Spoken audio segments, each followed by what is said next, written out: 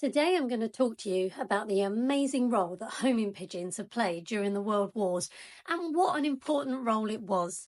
Pigeons have been used as military messengers throughout the history of warfare. In 1150 BC, the Sultan of Baghdad had papyrus sheets strapped to birds to carry his messages. The Romans also used them to communicate their victories, and a pigeon carried news of Wellington's victory at Waterloo back home faster than the human courier could.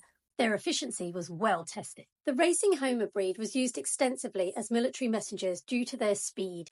They could reach between 60 to 100 miles an hour, their altitude between 400 to 630 meters high, and their ability to find their way home through even the toughest of circumstances was simply incredible. They proved to be highly resilient, tenacious messengers. Take the story of Cher Ami, for example. Cher Ami has gone down in the annals of pigeon history as being one tough bird who served with the US forces during World War I. On one occasion, this incredible pigeon managed to deliver his message despite losing an eye, being shot through the breast, and having a leg barely hanging on. The message he delivered on this occasion saved 194 men's lives. He became a hero and was awarded a medal, the Croix de Guerre, with a palm oak leaf cluster, for his service and for delivering 12 important messages in Verdun.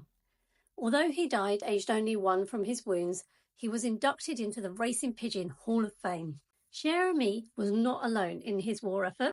Over 100,000 racing pigeons were handed over to the Special Pigeon Service during World War I by fanciers and breeders across the UK. Mobile pigeon lofts were created to carry all these pigeons, and these were initially converted omnibuses pulled by horses, and later on they were motorised. 95% of these 100,000 pigeons returned with their messages, proving their resilience and ability to defy the odds. They flew over battlefields, narrowly missing being shot down or captured, either by enemy troops or hawks, and still making it home. Despite their fantastic ability to do their job well, the pigeon service was disbanded after the war.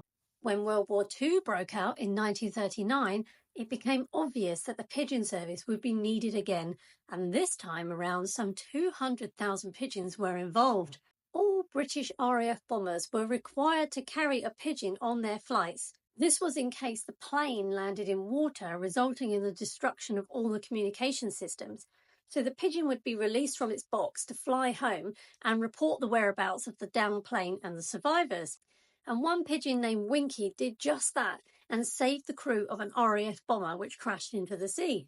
Winky flew 120 miles back home and was found exhausted and covered in oil by her owner, with the message of the location of the crew attached to her leg. The rescue mission was launched and 4 men were found within 15 minutes. Winky became one of 3 pigeons to receive the first Dickin Medal for her efforts. There are many famous war pigeons, and some 32 won the prestigious PDSA Dickin Medal. This medal was instituted in 1943 by Maria Dickin to honour the work of animals in World War II. It is otherwise known as the Animals Victoria Cross. Unfortunately, the skill of these pigeons was well known to the enemy, and many of the pigeons were gunned down during wartime.